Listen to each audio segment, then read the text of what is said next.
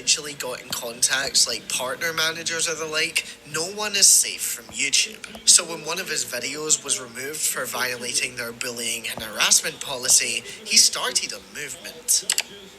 The removal sparked a lot of controversy, and Max started a hashtag, #AnswerUsYouTube. He was featured on massive channels like Some Ordinary Gamers and Nexpo, who he had also managed to become friends with around this time. And he was adamant that he had done everything right by exposing this predator-filled website, hiding their personal information for the sake of the video, and reporting it all to the FBI and the NCMEC. He claims that he had appealed and that YouTube had denied him, so he essentially had no other choice but to go public with it. The video was eventually reinstated and currently has over 2 million views. And for the next couple of years, Max wouldn't let YouTube's response to his videos stop him from creating more content. He would make follow-up videos exposing websites and apps such as IMVU, and in one video, he would make the focus exposing one predator, a man who was allegedly speaking to minors on IMVU known as Pablo Sonny.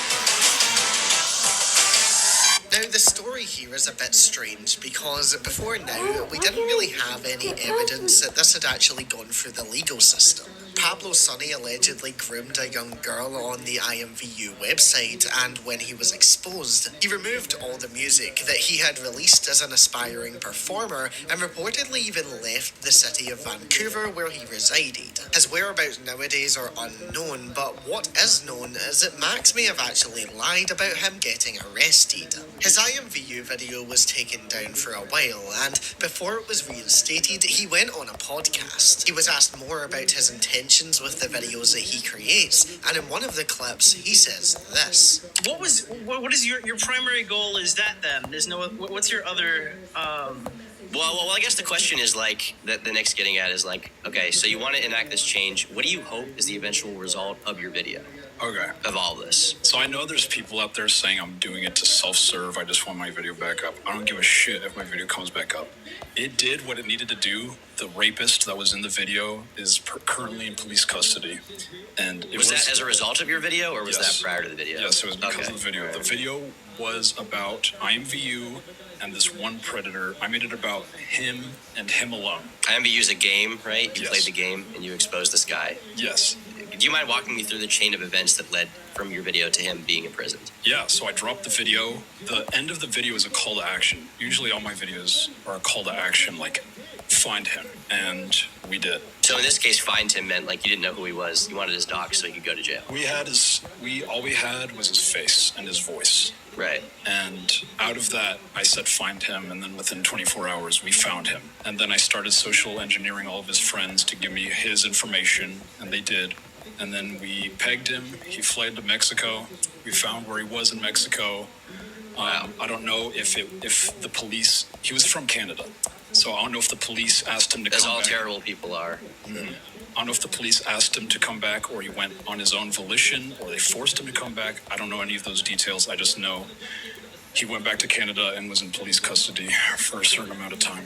But funnily enough, in a stream a few years later, he would seemingly forget his own story and would say this. Try to contact Global News to catch Zach is my Vancouver news station.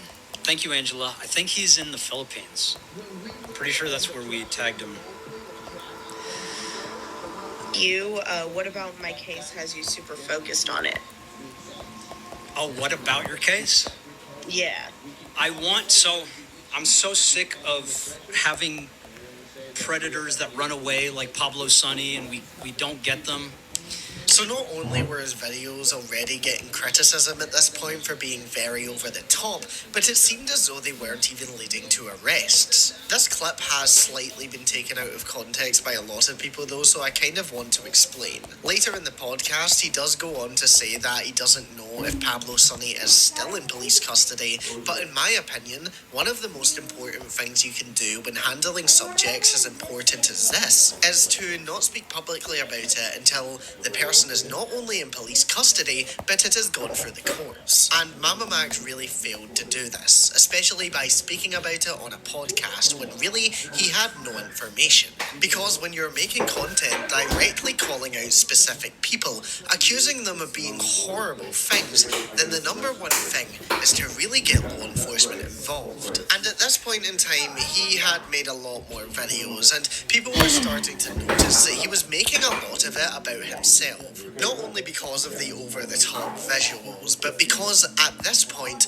a lot of the calls to action in his videos weren't to get people to report the predators, but rather to help him out by supporting him on Patreon. In one of his short films, he even goes into how kids are being trafficked and how nothing is being done about it. He gives a lot of statistics and tells people that there are ways they can help to stop these people from enslaving children. He follows this up with a QR code that will teach you how you can help, but when you scan it, it actually takes you back to one of his videos. You'd think that it would link out to external resources, but no. So at the end of the day, when all of this was coming to light, it really seemed as though the focus was more on him getting clicks than actually protecting kids. Why don't you go to Patreon and show your appreciation? Every dollar helps me find another.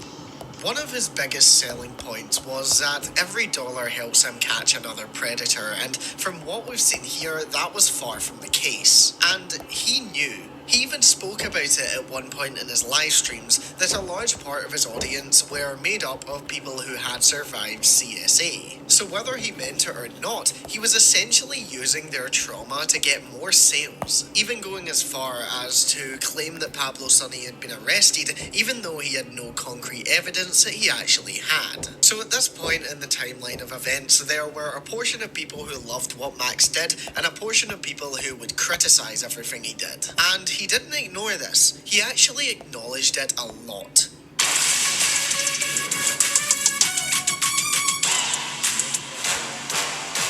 As a startup, we knew we had to move fast on our idea and engage investors in the most effective way possible.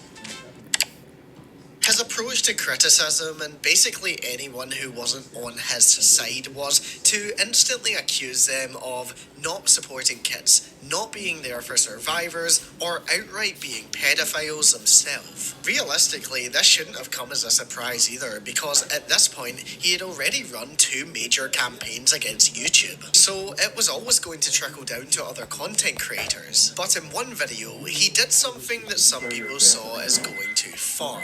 And rightly so. But before we get into that though, we need to talk a bit about a big portion of this. Because this all happened quite quickly and eventually led to Max making the most outrageous allegation of his entire career. And that is the period of time where his exes spoke out against him and blatantly accused him of abuse. I'm not going to lie, it's very difficult to actually come to a conclusion on this because it's very much... I'm gonna do a quick search up on how to do this.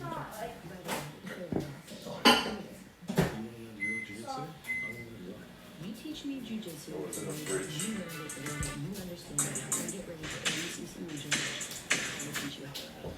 You cannot do that. You need not 1, but 3 accidents part of the theater.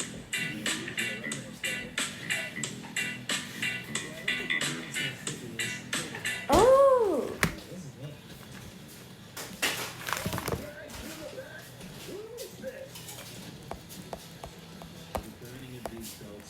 We shall leave behind our old patterns and habits and build an unshakable trust.